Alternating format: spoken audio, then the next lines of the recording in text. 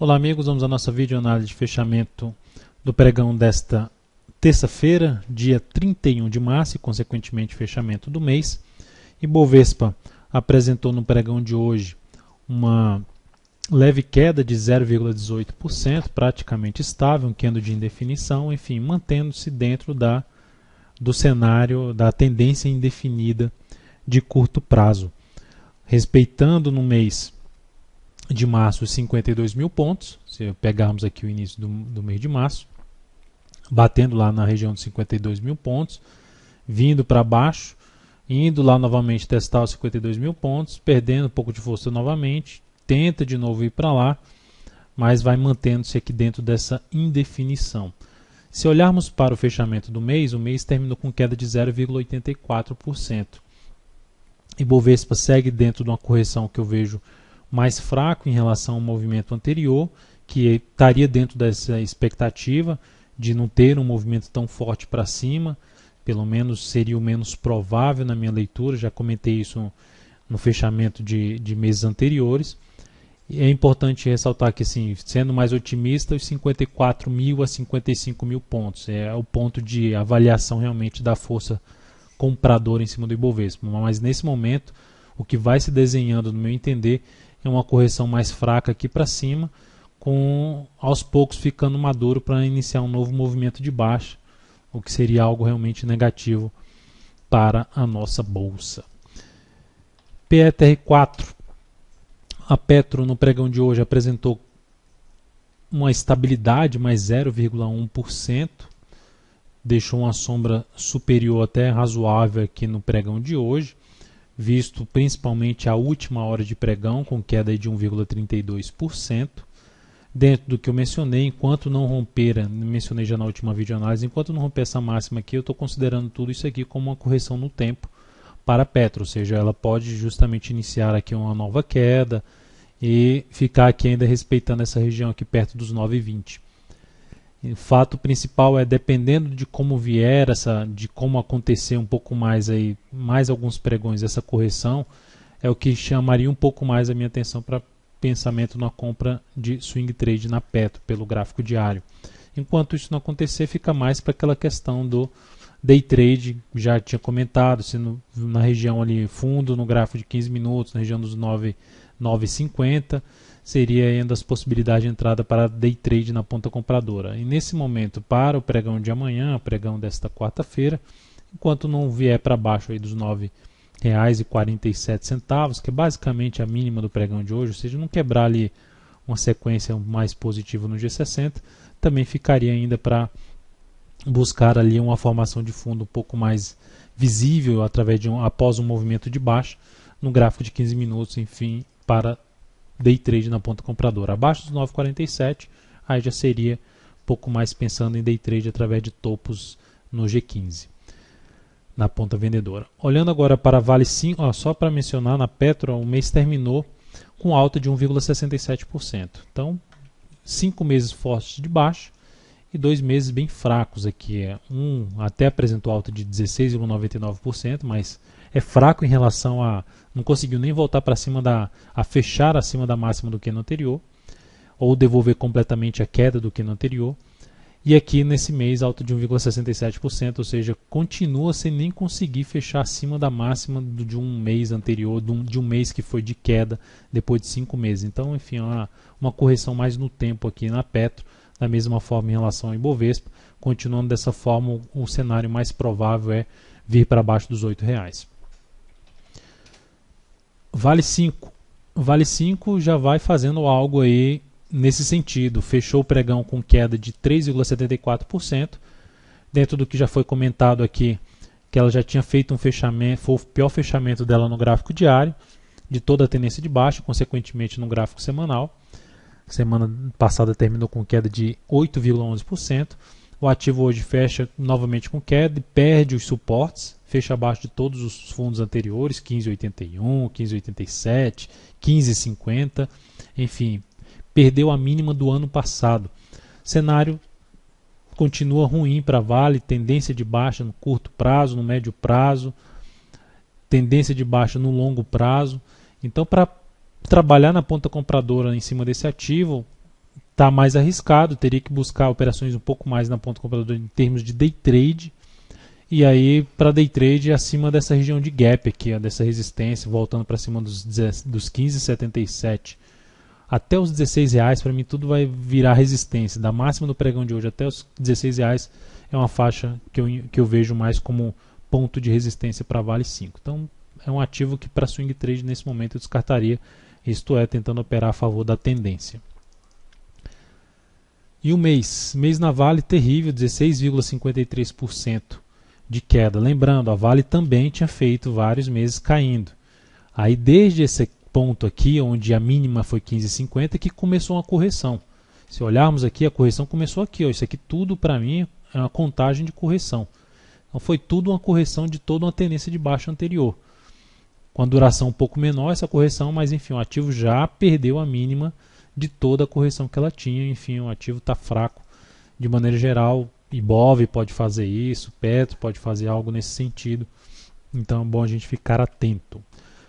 Olhando agora para outros papéis, MDIA 3. MDIA 3, posição encerrada na MDIA 3.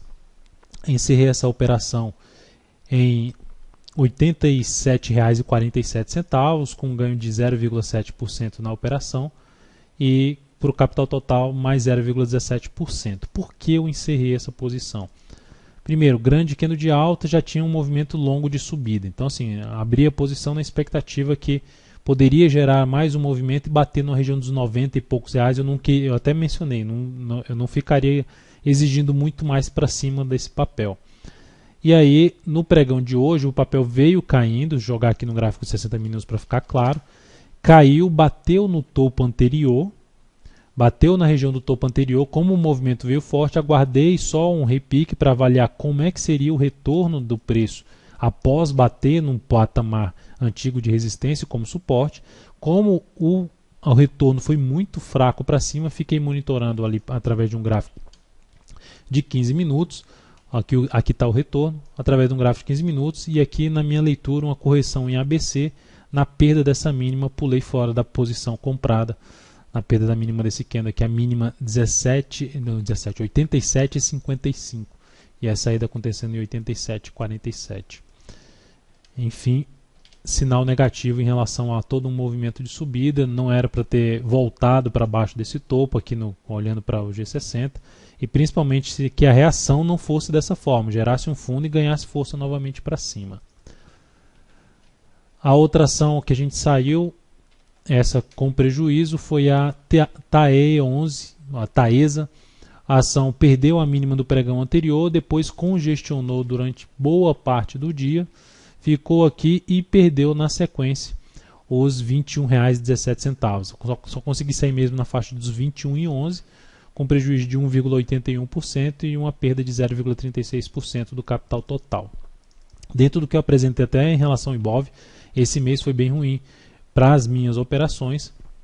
Dentro dessa questão de o Ibov gera uma sinalização, olhando para o gráfico semanal, gera uma sinalização de subida, começa o mês muito mal, aí aponta novamente para baixo, reverte em uma única semana, que foi isso aqui, reverteu completamente para cima, gera correções fracas em alguns ativos, gerando possibilidade de compra, e nesse pregão acionando alguns stops. Enfim, não conseguiu estabelecer uma tendência aqui no Ibovespa, e aí tentando operar a favor de tendência, não foi muito bom o mês, como eu disse, para as minhas operações. Olhando agora para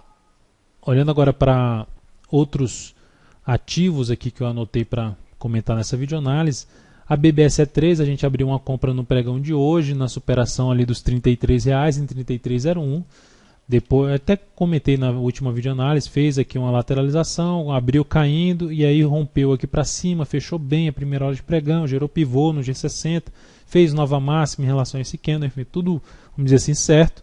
Só que a ação começou a perder força, assim como o Ibovespa começou a perder força, ela perdeu força também. O que seria interessante acontecer de positivo em relação à nossa operação? Essa ação voltar a fechar acima dos 32,85 e gerar nova máxima na hora seguinte, para trazer uma expectativa de continuidade desse movimento de subida e possível rompimento desses dois topos.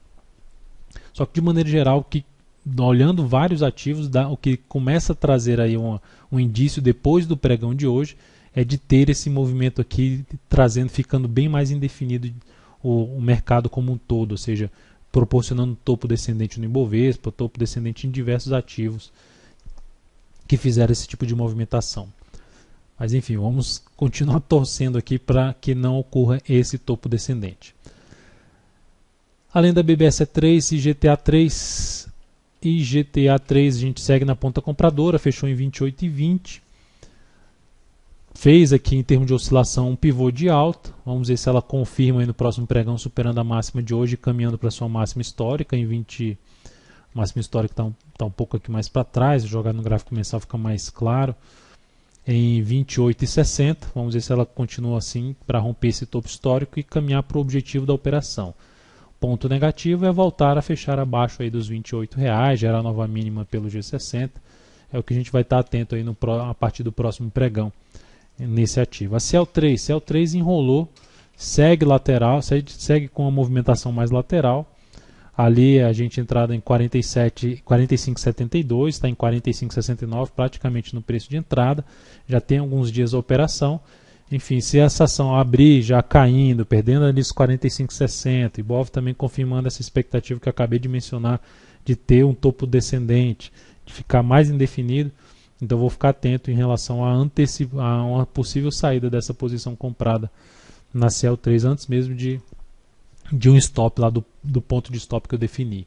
Só em relação ao BBSE3, o stop dessa operação é 32,33, com risco de 2,06%. E aí, em relação a esse stop, a perda da mínima de hoje já seria um ponto negativo que provavelmente me faria abandonar aí o papel, essa posição comprada. E aí, olhando para outros ativos aqui da ponta vendedora, CETIP3. CETIP3 está dentro aqui de um cenário de uma queda muito forte, dentro aqui de uma movimentação para baixo no semanal, onde perdeu a mínima do fundo anterior, gerando aqui umas 3 semanas de recuperação, mas nada de conseguir ainda voltar para cima ali da semana que iniciou todo esse processo mais forte para baixo. Então, dentro desse movimento de subida, caso ela venha perder a mínima desse pregão de hoje, dos 31,66, abriria a chance de vender o início ali de um topo duplo nessa ação, na expectativa de vir até romper esse fundo aqui anterior e confirmar a formação de topo duplo aqui no gráfico diário. E o outro papel é a STC3.